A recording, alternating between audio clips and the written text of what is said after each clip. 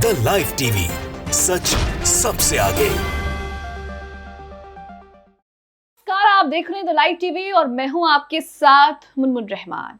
2024 की तैयारी के लिए मुसलमानों को लुभाने की बीजेपी की तरफ से पूरी कोशिश की जा रही है और अब मोदी जी और बीजेपी ये समझ चुके हैं कि एंटी मुस्लिम की वजह से, एंटी मुस्लिम जो छवि उनकी बनी हुई है, उस छवि की वजह से ना सिर्फ देश में बल्कि विदेशों में भी उनकी बदनामी हो रही है। और यही वजह है कि देश से लेकर विदेशों की मस्जिदों के दरवाजे जो हैं ये लोग खटखटा रहे हैं। पीएम मोदी भी अब इजिप्ट में अल हकीम मस्जिद में जाएंगे। ये खबर सामने आते ही ये माना जा रहा है कि बीजेपी जो है वो अपनी छवि सुधारने के लिए अंतर्राष्ट्रीय स्तर पर पूरी कोशिश कर रही है, क्योंकि एंटी मुस्लिम छवि जो है वो बीजेपी की ना सिर्फ देश में बल्कि विदेशों में भी बनी हुई है और उसे ही सुधारने के लिए ये सारे हथकंडे जो हैं अपनाए जा रहे हैं। पिछले ही दिनों आपने देखा कि राजनाथ सिंह भी एयरपोर्ट से, जब वो लखनऊ दौरे पर थे, तब एयरपोर्ट से सीधे वो नदवा पहुंचे। नदवा में वहां पर उन्होंने मुस्लिम विद्वानों से बात की, स्कॉलरों से बात की, शोक संवेदना व्यक्त की। उससे पहले भी आपने देखा कि मोहन भागवत को मस्जिद और मदरसे का दौरा करते हुए देखा गया पहली बार, और अब पीएम मोदी खुद जो है वो मस्जिद जाएंगे। तो एक खबर सामने आते ही ये कहा जा रहा है कि 2024 के चुनाव को लेकर किस तरीके से मोदी जी और बीजेपी जो है वो मुसलमानों को लुभाने की पूरी कोशिश कर रहे हैं। और यही वजह है कि बार बार मस्जिद मदरसे जा करके ये बताने की कोशिश की जा रही है कि हमें किसी से कोई दिक्कत नहीं है, हम सभी धर्मों का सम्मान करते हैं और सभी धर्मों की इज्जत करते हैं। लेकिन बीजेपी की जो एंटी मुस्लिम की छवि बनी हुई है वो भी किसी से छुपी नहीं है और इसी छवि को सुधारने के लिए जो पीएम मोदी का दौरा है मस्जिद में, उसे देखा जा रहा है। अब इस दौरे को लेकर क्या कुछ कहा जा रहा है ये आपको आगे बताएंगे, लेकिन सबसे पहले आप TV9 भारतवर्ष का ये ट्वीट अपनी स्क्रीन पर देख रहे हैं, जिसमें जानकारी दी है कि 25 जून को इजिप्ट में अल हकीम मस्जिद में जाएंगे पीएम मोदी। ये खबर सामने आते ही ये कहा जा रहा है कि बीजेपी को ये समझ में आ गया है कि 2024 का चुनाव सिर्फ हिंदू मुस्लिम पर नहीं लड़ा जा सकता है। और कहीं ना कहीं आरएसएस ने भी बीजेपी को ये बात जो है वो बहुत अच्छे से समझा दी है। इसमें भी कोई दराई नहीं है कि मोदी जी और आरएसएस के बीच जो है वो खटपट की खबरें सामने जो है वो आती रहती हैं। और यहाँ पर ये बात जो है बीजेपी और आरएसएस दोनों समझ चुकी हैं कि सिर्फ हिंदू मुस्लिम पर 2024 का चुनाव जो है वो नहीं लड़ा जा सकता।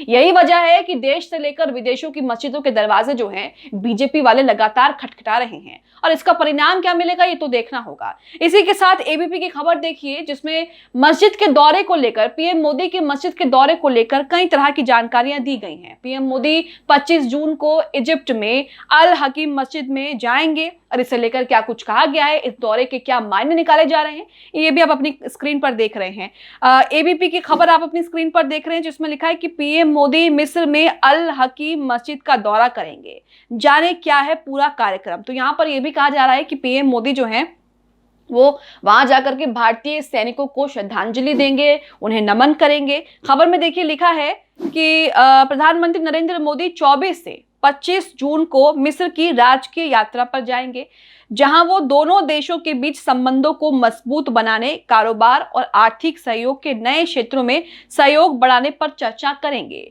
विदेश सचिव विनय क्वात्रा ने 19 जून को ये जानकारी दी है। विनय क्वात्रा ने संवाददाताओं से कहा है कि प्रधानमंत्री मोदी मिस्र के राष्ट्रपति अब्देल फतेह अल सीसी के निमंत्रण पर यह यात्रा कर रहे हैं। अल सीसी ने भारत के गणतंत्र दिवस समारोह में मुख्य अतिथि के रूप में शिरकत की थी और उसी समय उन्होंने पीएम मोदी को मिस्र यात्रा के लिए आमंत्रित किया था, यानी कि इनवाइट किया था।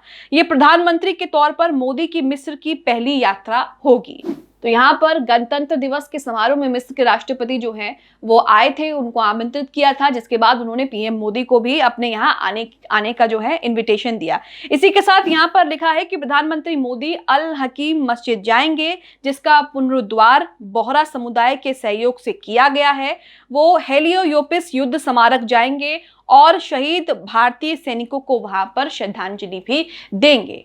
तो यहाँ पर आप समझे कि पीएम मोदी जो है वो मिस्र की मस्जिद में जाएंगे, वहां का दौरा करेंगे और उसके बाद यहाँ पर भारतीय सैनिकों को वो श्रद्धांजलि भी देंगे। आगे लिखा है, क्वात्रा ने आगे बताया है कि प्रधानमंत्री नरेंद्र मोदी की मिस्र की यात्रा वहां के राष्ट्रपति अल सीसी की भारत यात्रा के 6 महीने के भीतर ही हो रही है, जो इसके महत्व को दर्शाता है। हमें इस बात की उम्मीद है कि प्रधानमंत्री मोदी की मिस्र की यात्रा न केवल दोनों देशों के बीच संबंधों को गति प्रदान करना जारी रखेगी, बल्कि कारोबार और आर्थिक संपर्क के नए क्षेत्रों में भी सहयोग को विस्तार देगी। विदेशी सचिव ने बताया कि दोनों देशों के बीच सहयोग को बढ़ाने के क्रम में रक्षा मंत्री, विदेश मंत्री और वन पर्यावरण मंत्री ने मिस्र की यात्रा की। इसी प्रकार से मिस्र में भी 3-4 मंत्रियों ने भारत की यात्रा की है। तो यहाँ पर इस यात्रा को बहुत अहम माना जा रहा है, आर्थिक और कारोबार के तौर पर भी। लेकिन जिस तरीके से पीएम मोदी मिस्र की मस्जिद जाएंगे, वहां पर लोगों से बातचीत करेंगे, मुलाकात करेंगे, तो कहीं ना कहीं जो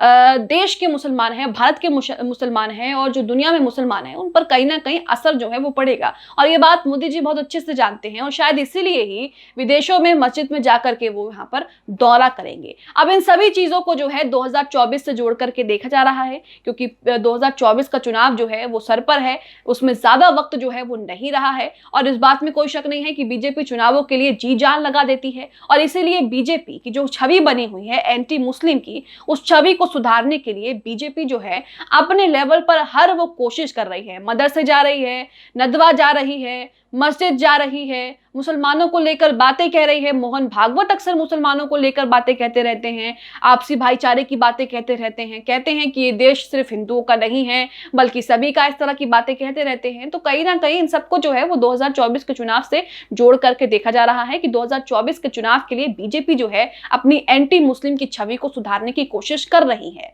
लेकिन सवाल तो यहाँ पर यह है कि छवि सुधारने से पहले बीजेपी को अपने प्रदेशों में जो मुसलमानों के खिलाफ लगातार हेट स्पीच, हेट क्राइम, खुले मंचों से उनके खिलाफ मारने काटने की उन्हें धमकी दी जा रही है।